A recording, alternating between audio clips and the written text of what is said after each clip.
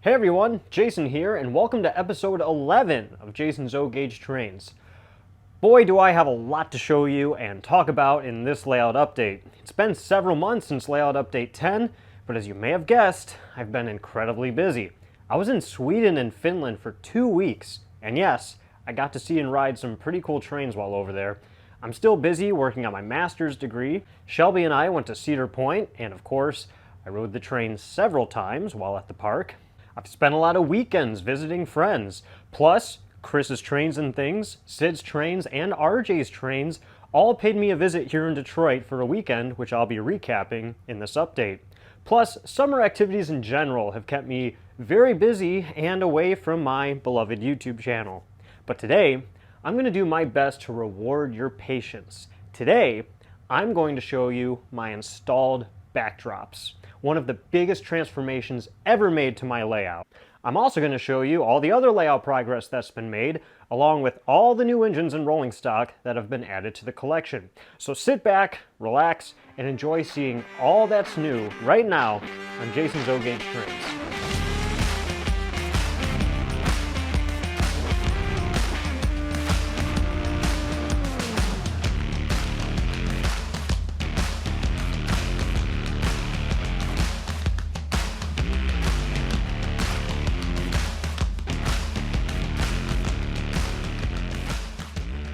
So first, a quick question.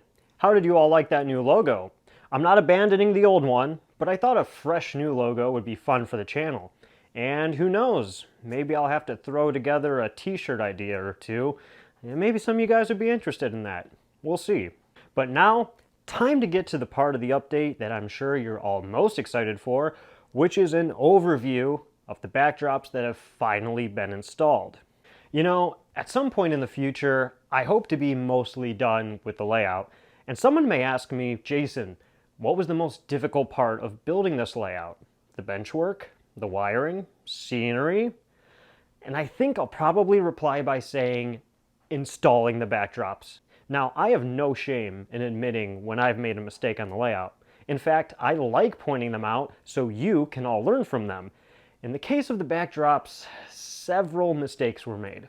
So mistake number 1, I should have installed these backdrops before the upper level was ever built. In fact, I should have installed them before even building the main level of the table. I had to slide the backdrop between the wall and the plywood, which, despite being paper thin, often didn't fit in the gaps. This took a lot of painstaking finagling.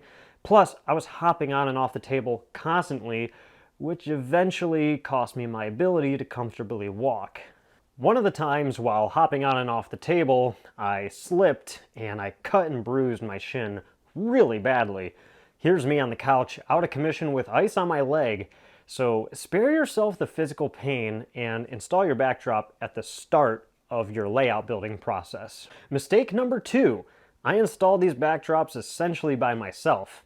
Don't do that. Have someone give you a helping hand. There were several times where I was down here for hours just trying to get one backdrop up, and I couldn't make any progress. I finally asked Shelby to come down and give me a helping hand, and after just a mere 10 minutes, wouldn't you know it, I had a backdrop perfectly installed and in place. So don't install these backdrops by yourself, ask someone to give you a helping hand. So let's do a quick walk around of the entire layout to see how these turned out. These were purchased from backdropwarehouse.com, which is the same place that my layout inspiration, Rich Batista, builder of the Black Diamond Railway, purchased his backdrops from. I believe Eric Siegel on YouTube also purchased his backdrops from them as well. And while their website is rather difficult to navigate, the quality in my opinion is unmatched. These are real-life images printed on vinyl with incredible resolution and detail. They're also very durable, which is a huge benefit when installing because you're less likely to tear them. Now, let's address this incredibly awkward seam right here. You may be thinking, Jason, what the heck were you thinking? So bear with me while I try to explain. The first 3 backdrops are installed over the elevated section and are 36 inches tall.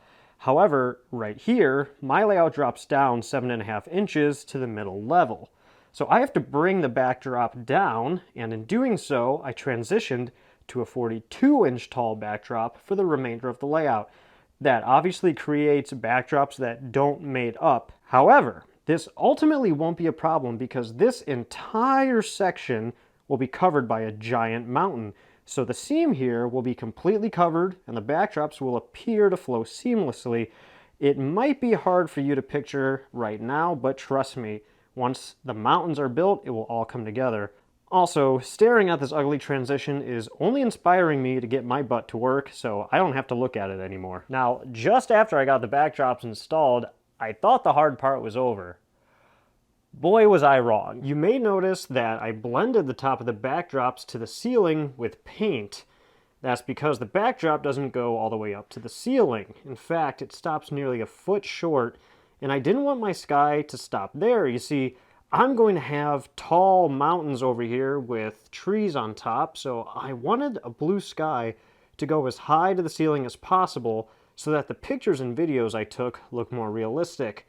So I had two options: either buy additional sky backdrop strips and hope I could splice them in without looking awkward, or have a custom paint color made that would perfectly match the backdrop sky and just paint up to the ceiling. So I chose to paint. Let me tell you, despite my best efforts of channeling my inner Bob Ross, painting probably wasn't any easier. You see, these backdrops are a picture of a real sky, and the real sky is not the same color blue all around. So yes, I would take samples to the paint store and have a custom blend made to perfectly match, but they all came out slightly off. I was trying multiple samples every day and was continuously disappointed by the results. I tried Sherwin-Williams, Home Depot, and PPG. In total, I had 10 custom blends made. I finally found 3 different blends that worked with 4 separate areas of the backdrop in the layout. 2 of them ended up being from Sherwin-Williams, and 1 of them from PPG. And right as I was at my lowest of low, thinking I had put in all of this work for nothing and I was just going to have to tear it down and start over, I reached out to my buddy Rich Batista, who reminded me, you need to paint down to the clouds for the best result. So the blue used on this wall is Sherwin-Williams, and it blends into a second blue right here, made by PPG, which transitions into another Sherwin-Williams blue right here at the seam, which transitions back into the same PPG from before to continue the rest of the way of the layout. So after a lot of trial and error, I finally came up with a result that I'm extremely happy with. Sure, if you look closely, you will eventually find some slight mismatches, but in general, it's undetectable. So what do you all think? I'd love to know in the comments below. I think these backdrops make the layout and really the entire basement look significantly better, and all shots of the trains are going to be much more visually appealing moving forward. Now let's take a look at some of the other progress that's been made on the layout, which admittedly isn't really that much. I did finally wire this crossover switch that connects the upper level loop to the small inside upper level loop, so that is wired through MTH DCS system now. So on the plus side, all of the switches on the upper level are now wired and controlled using MTH DCS. And over here at the turntable, I did get the first 3 lead tracks programmed, so I can at least move trains on and off of the turntable and spin them around, but I still need to get the roundhouse base installed so I can wire up the whisker tracks.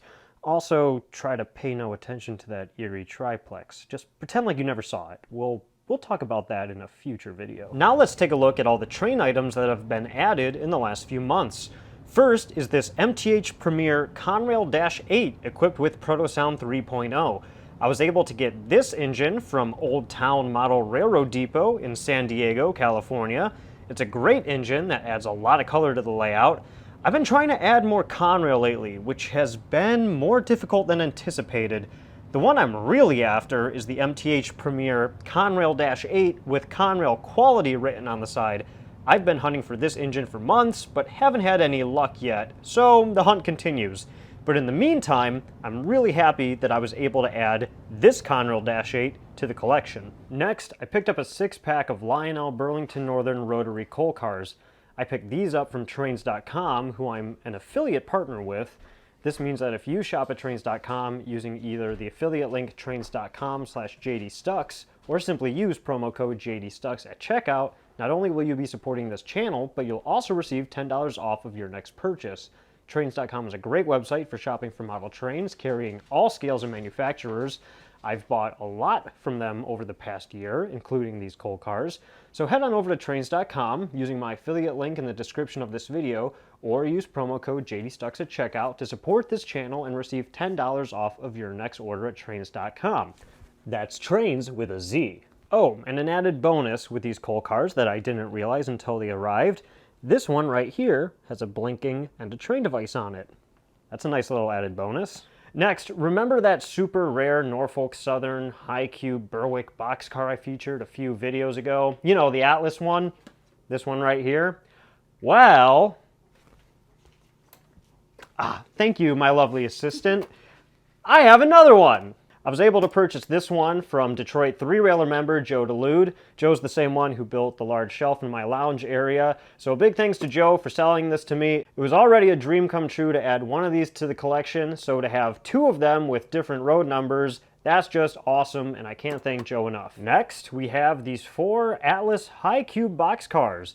These are former MTH tooling being sold now by Atlas, and I pre-ordered them through one of my favorite train stores, Stockyard Express, in Oberlin, Ohio. I picked up the blue GATX car, the green IBT car, red Catalyst car, and brown AOK car. These are pretty darn cool, and they've been selling like hotcakes. Some of them are already sold out and are commanding high prices on eBay. I'm really glad I pre-ordered mine through Stockyard Express, and they set them aside for me when they arrived. The green and red cars do appear to be a bit too bright in color compared to the prototype, but also the prototypes are all covered in dirt and grime, so maybe it's accurate for when they're brand new, but I thought it was worth pointing out. Regardless, it's not a huge deal for me in this circumstance, and I could always weather them in the future or add a dull coat, but I'm still really glad that Atlas made these paint schemes. They look really awesome. And finally, I also picked up these 2 BNSF Air Slide Hopper buffer cars. These are also former MTH tooling being produced by Atlas. I'm so glad Atlas used this paint scheme because it's probably the most commonly used buffer car for BNSF and Norfolk Southern ethanol trains. I also added an MTH end of train device to this car for some added realism. And I've got to give a shout out to 2 of my fans who sent me some really nice gifts in the last few months.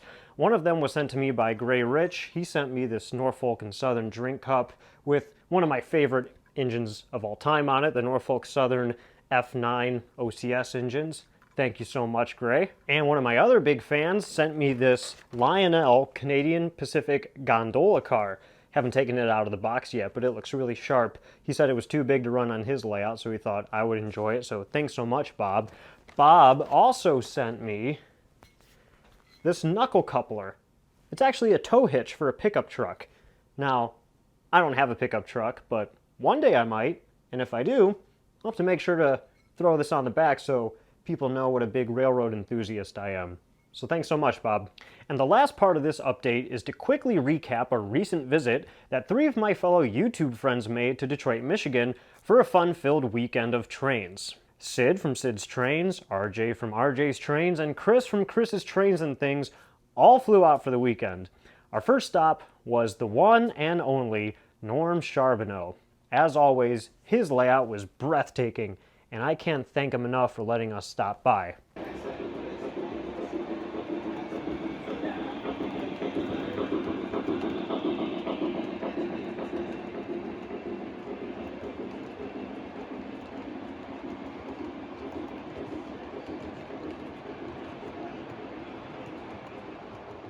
Second stop was Stockyard Express in Oberlin, Ohio. We were initially going to do a public meet and greet, but the owner, Clyde Lewis, recently underwent hip replacement surgery and was still recovering. So we decided to axe the public meet and greet. However, I chat with Clyde quite regularly, and he insisted that the 4 of us come down for a private opening. We made sure to make it worth his while by spending lots of money and buying lots of trains. So I can't thank Clyde enough. His recovery is going very well. He was in great spirits while we were there, and he said he was really happy to have some friends in the shop again. So thank you so much, Clyde. That evening for dinner, we stopped by the Detroit 3-Railers Clubhouse. We ran a bunch of trains, talked to a bunch of friends, and had a lot of laughs. In my opinion, the members of the Detroit 3-Railers are some of the best people you will ever meet. And of course, we spent that evening running some trains in my basement. until we were too tired to keep our eyes open. The next morning, we paid a visit to Dave and Don Lambert's layout. This father and son layout is modeling the Horseshoe Curve and Norfolk Southern Juniata shops in Altoona, Pennsylvania. Needless to say, from these pictures, they are well on their way to recreating the shops.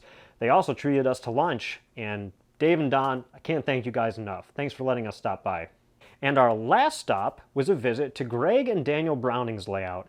Not only do they have an incredible collection of locomotives, but they put those locomotives to work. We made a 6-engine, yes, 6-engine lash-up of Lionel, Vision Line, and Legacy articulated locomotives.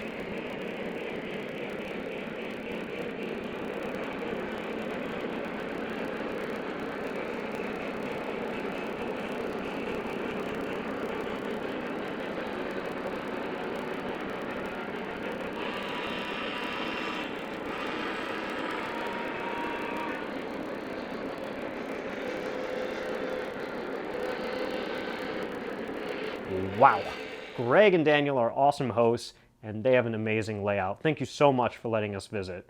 We ran some more trains that evening at my house, and that was essentially the end of our adventure. A big thanks to everyone who opened their doors for us, and thanks again to Sid, RJ, and Chris for making the trip out. In my opinion, sharing this hobby with friends is really what it's all about. Well, that's going to do it for this layout update. As always, I'll leave you with footage of the trains running.